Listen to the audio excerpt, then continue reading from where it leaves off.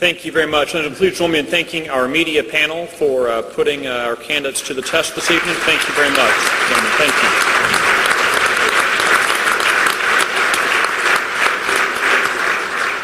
At this point in the program, over the past several weeks, we have solicited questions from folks around the state, the Texas Public Policy Foundation and Empower Texans.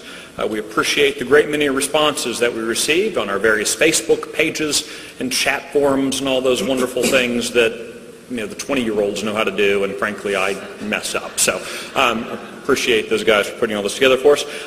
We're going to go through, we have selected out questions that were directed to the specific candidates. The specific candidate to whom the question is asked will have 2 minutes to answer that question, and then the other candidates will have 30 seconds each to answer that question. We're going to go in the same order that we did the opening questions. Our first question then is for Mr. James.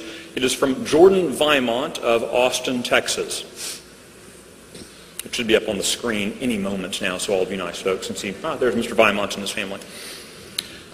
The Senate Republicans are more balkanized now than they at any time in recent memory. Do you see yourself more in line with Jim DeMint or Mitch McConnell? Mr. Addison. I tend to be more aligned fiscally with Senator DeMint, although I am disappointed that the 4 senators that Mr. Cruz mentioned, of those 4, not one of them bothered to call those of us that have not been running for office for years and years and years in some capacity or preparing to run for office. I think if he would look at my record, he'd be much more closer aligned to myself and my positions. I think he'd be disappointed in Ted's record wanting to keep the EPA around and wanting to keep the United States in that anti-American United Nations. So I look forward to having a conversation with him when I get there saying, you should have checked me out.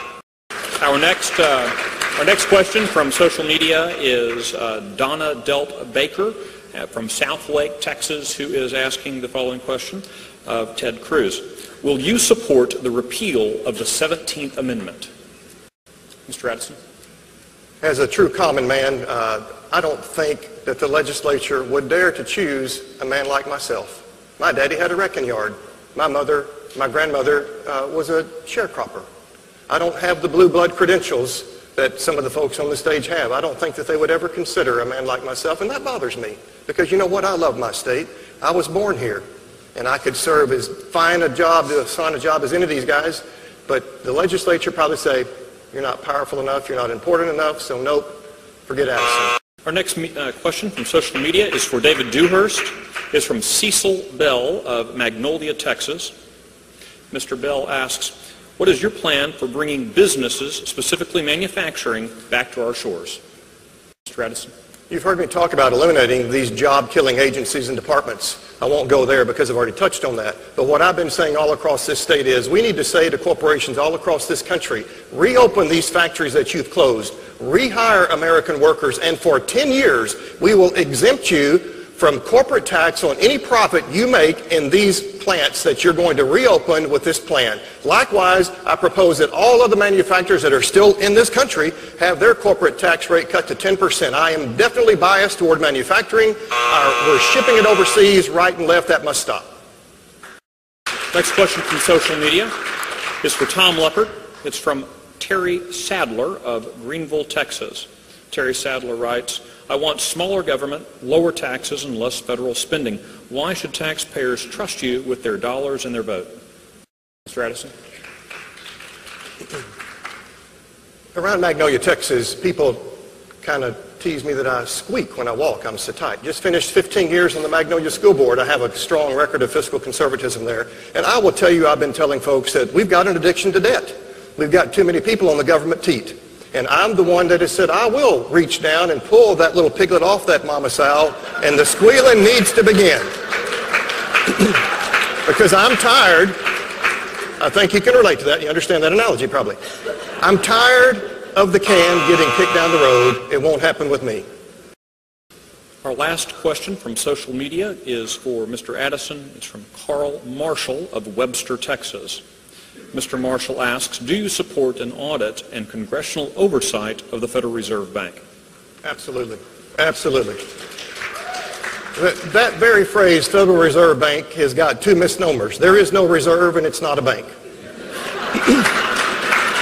Now, I'm sorry, Tom, that was probably 7 seconds, so I promise I just thought that up. That wasn't meant to be 7 seconds.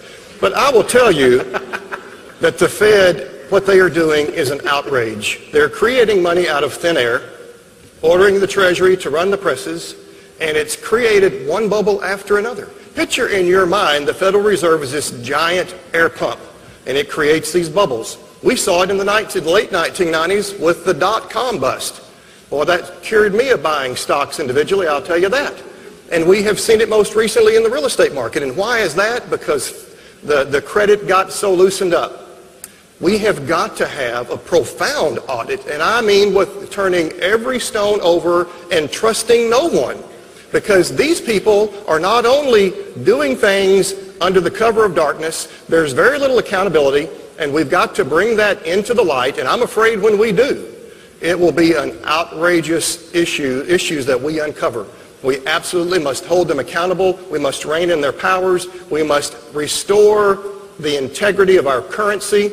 They are watering it down on a daily basis, and there are many other good ideas that Dr. Paul himself, and I appreciate his service, in coming forward and stepping up to the mat and saying, this is what this agency is about. And only in recent years have we seen people say, under their breath, because they don't like Dr. Paul in many cases, well, he may be right. You bet he's right. Spot on he's right. We've got to have the diligence to go after that outlandish, outrageous, I'm convinced, unconstitutional agency and transition to a secure, proper, and stable system of money in this country.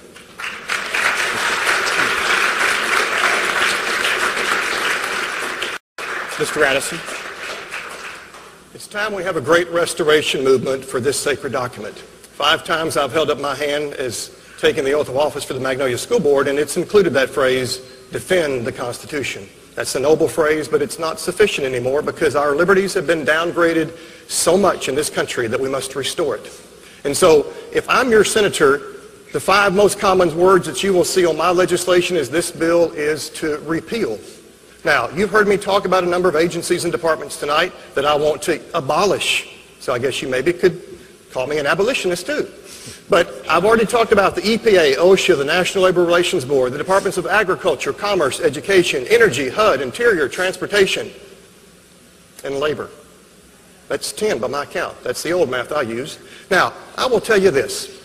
We've got some serious problems in this country, and I believe that it's time that we had a common man working for we the people. Now, I want to just tell you a little story real quick. There was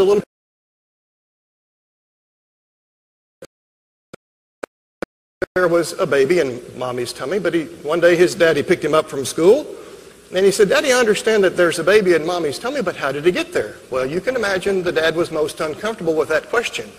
And so he kind of hemmed and he hawed and he hemmed and he hawed. And finally, after a little while, the little boy said, Dad, you don't have to make something up. If you don't know, it's okay. And I tell you that because there are some of you that have been a little uncomfortable in doing your homework. Hey, I've struggled with being the best student from time to time. But in this race, it's important to do your homework because just because somebody tells you they are conservative, don't take their word for it. Too much is at stake. Now, you know, I hear this phrase proven conservative by many candidates, but I want to ask you, how many Texans that you know want partial birth abortion, want to take God out of the pledge, want to remove the 10 Commandments from government property, want gun control, and want other nations to be able to tell us who we can execute and who we cannot? I submit to you that I know a lot of Democrats, moderates, independents that favor those positions. I don't personally think that in Texas that proves that you're a conservative. A couple of litmus test issues I think are important. The EPA and these other unconstitutional agencies. Some candidates talk about the word reform.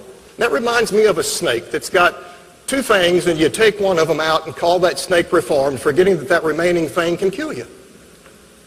The other one is the United Nations, the most anti-American entity on the face of the earth. The UN needs to get out of the U.S., and the U.S. needs to get out of the UN. And if that were the case, then Ted Cruz would have never had to waste his breath on that Medellin case because we would not have been part of the United Nations and dealt with the World Court.